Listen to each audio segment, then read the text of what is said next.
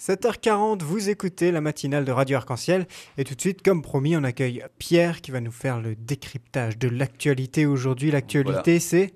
Voilà, aujourd'hui, on va parler d'un sujet un peu plus léger que les dernières fois. On va parler de l'odyssée politique de ce couple attention, tu te lances dans médiatisé la politique, d'accord. que sont les Balkany.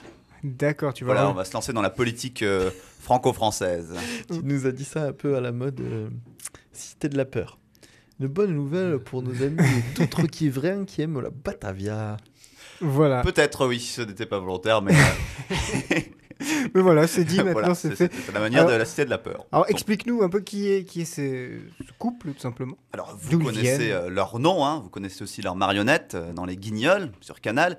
Et il y a 2 semaines, ils nous ont fait un très beau numéro de vaudeville avec la complicité de BFM TV. Alors, pour ceux qui n'ont pas vu ce très beau moment de télévision, je pense que Benjamin l'a vu. C'était génial. Oui. Franchement, Voilà. c'est très drôle.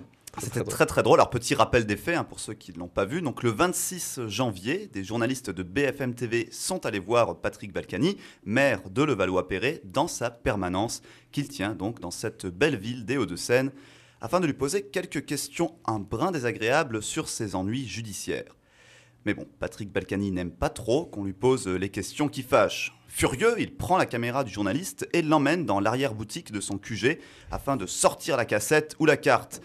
Bien sûr, il ne réussit pas à éteindre la bête et filme toute la scène, tandis qu'on entend sa femme, Isabelle Balkany, l'engueuler et tenter de le raisonner avant de le convaincre de rendre l'appareil. Tu te calmes, Patrick, maintenant. Tu te calmes. Voilà, c'était une très belle imitation d'Isabelle Balkany. Voilà, merci beaucoup. Alors, non, mais elle lui hurle dessus, quoi. C'est Bah oui, ça, c'est du boulevard, c'est génial. Il était énervé, Balkany. Mais ils étaient tous les deux un peu sur les nerfs. Oui. Alors, si vous ne l'avez pas vu, c'est une scène que je vous invite à voir et à revoir sur Internet. C'est vraiment le boulevard du moment. Alors bon, les Balkany, on les connaît, toujours fourrés dans les mauvaises histoires. Mais quelle est exactement leur histoire ? Comment ce couple à la Bonnie and Clyde, ou Laurel et Hardy, c'est selon, s'est-il hissé sur le trône de Levallois-Perret, ville de 65 000 habitants près de Paris, où il règne encore en maître depuis plus d'une décennie ?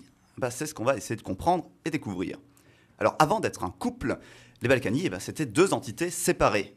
La première répondait au nom de Patrick Balkany et la seconde à celui d'Isabelle Smadja. Alors, commençons par Patrick.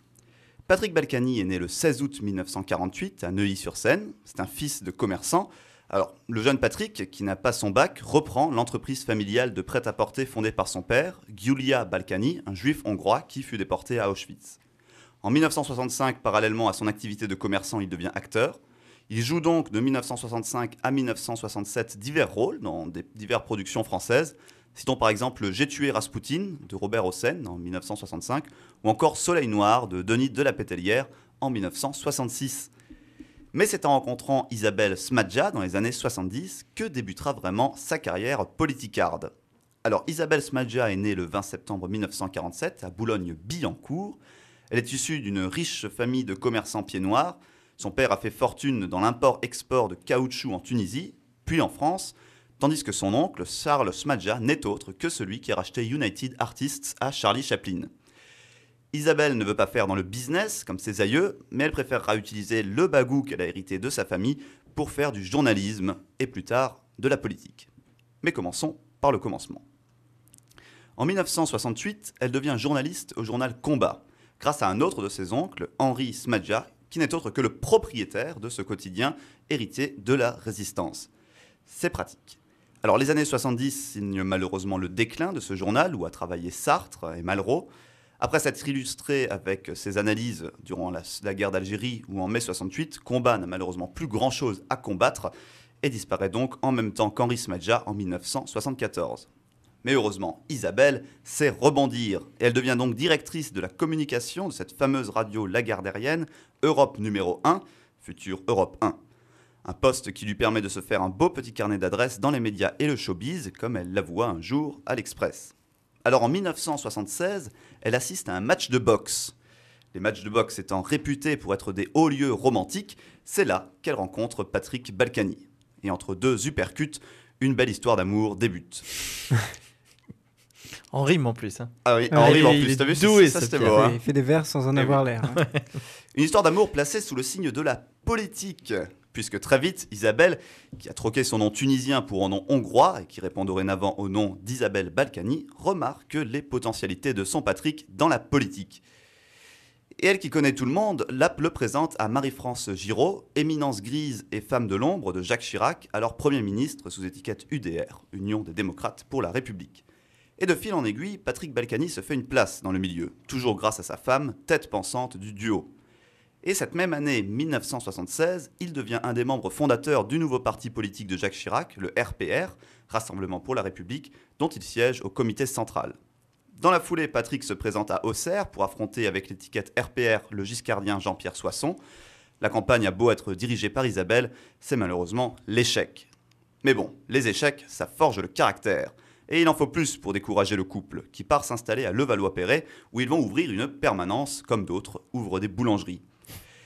Et en 1981, suite à la dissolution de l'Assemblée nationale, Patrick Balkany se porte candidat aux élections législatives dans les Hauts-de-Seine contre le député communiste Parfait Jans. Il s'en sort avec 46% des voix, mais battu.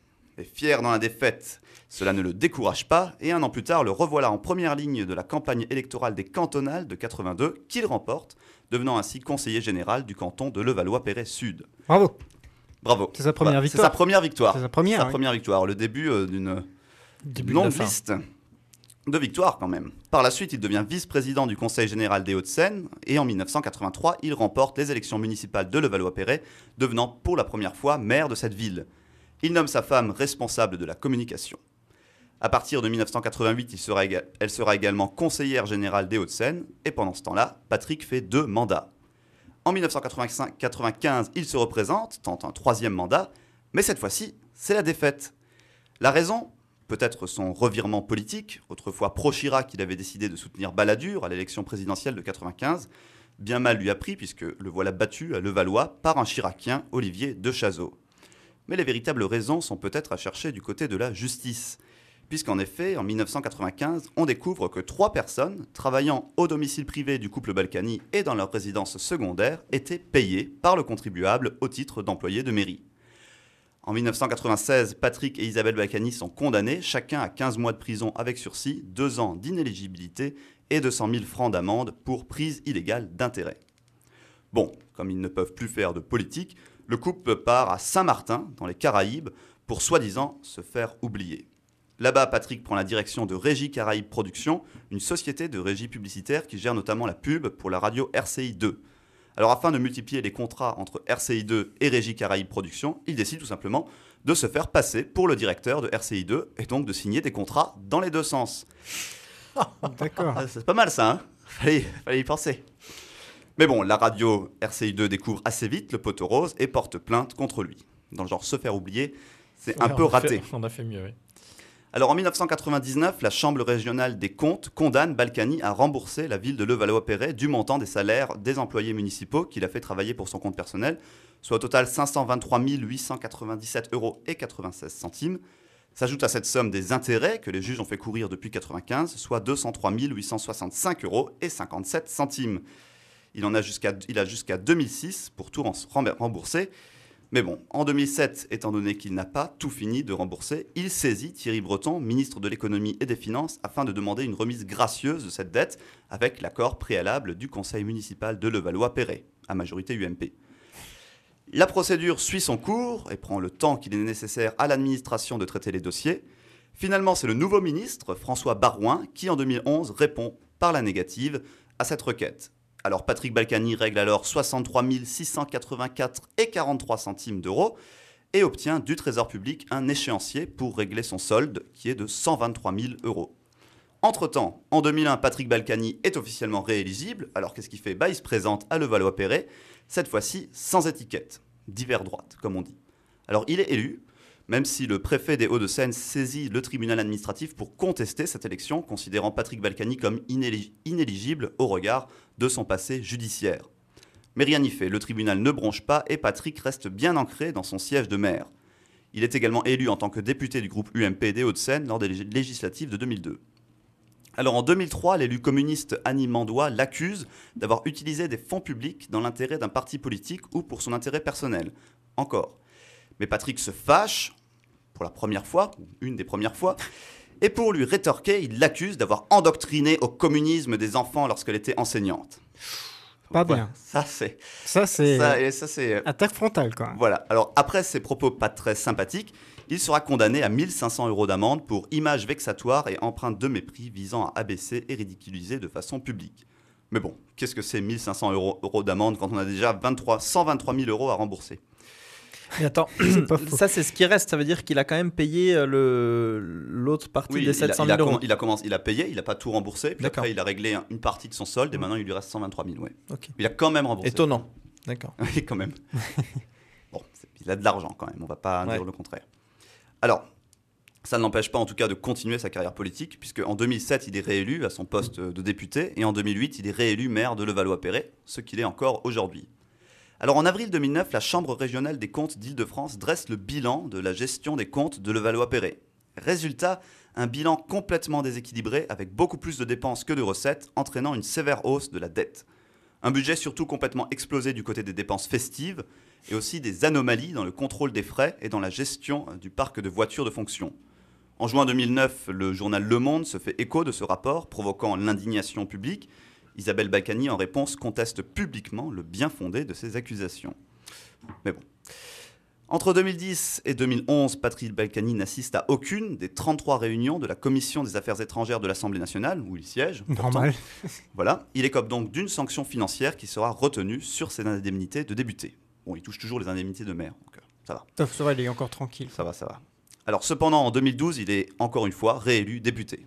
Même s'il il était jamais là. Il était jamais là. Il est quand même élu. C'est reparti pour un tour. Voilà.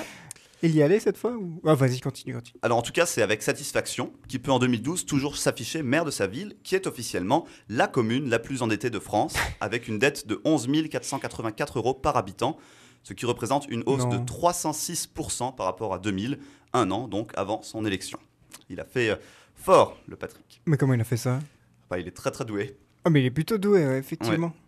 Alors en 2013, de nouvelles affaires éclatent. Le couple Balkany est soupçonné d'avoir utilisé des services de police municipaux pour leur usage personnel. De plus, le site Mediapart accuse le 25 octobre 2013 le couple Balkany, document à l'appui, d'avoir blanchi 33 millions d'euros en Suisse, au Liechtenstein et à Saint-Martin. Des enquêtes sont en cours à l'heure actuelle. Et de plus, les Balkany sont aussi soupçonnés par la justice française depuis le 6 décembre 2013 d'avoir dissimulé au fisc français des biens immobiliers, comme une villa à Marrakech, ainsi que des avoirs offshore, c'est-à-dire des biens placés dans des paradis fiscaux. On comprend donc assez bien la curiosité des journalistes, et à mon humble avis, si Patrick Balkany s'énerve tellement, c'est qu'il a peut-être des choses à cacher. Ouais. Bon, vu de son parcours, les choses à cacher sont plus trop cachées, quoi. C'est affligeant quand même. Bref, que dire?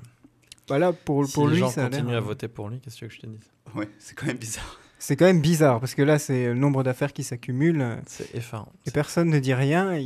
Si, a priori, quelques journalistes ont essayé récemment. Voilà. Bon, on l'a pas dit, mais son premier mandat, il a quand même fait des choses pour le Levallois-Perret. Il a par exemple transformé beaucoup de friches industrielles en zones d'activité qui ont permis un peu de faire, dans les années 80, resplendir le Levallois-Perret. Maintenant, après, ces 2 derniers mandats, dans les années 2000, c'était complètement catastrophique. Voilà, et avoir blanchi 33 millions d'euros, oui. Rien que d'être accusé, c'est quand même... Mais comme je disais avant, il faut comprendre aussi qu'Isabelle Balkany, donc Isabelle Smadja, vient d'une famille qui est très riche à la base. Donc il y a beaucoup d'argent départ, dans la famille, quoi. D'accord. Oui, mais même s'il n'y a que ces soupçons, c'est quand même effarant que les gens continuent à voter pour lui, quoi. Qui peut encore vouloir de quelqu'un sur qui il pèse de tels soupçons à la tête de sa ville? Il faut que les gens soient stupides. Qui a déjà été condamné, quoi. Et son parcours de député est assez extraordinaire. Il est élu, il va pas, quoi. Mais bon, c'est comme ça. Mais du coup, c'est fini? Oui, c'est fini, oui. C'est fini, merci Pierre. Maintenant, on en sait plus sur les Balkany. Et c'est pas très rassurant, hein. On verra la suite des événements. Peut-être qu'il chopera une autre caméra, qui sait. Peut-être. Allez, on va continuer en musique tout de suite avec Mamgaz derrière ses murs. Et après, on se retrouve pour l'émission Cinéphage. Et là, on va décrypter cette fois-ci l'actualité du cinéma.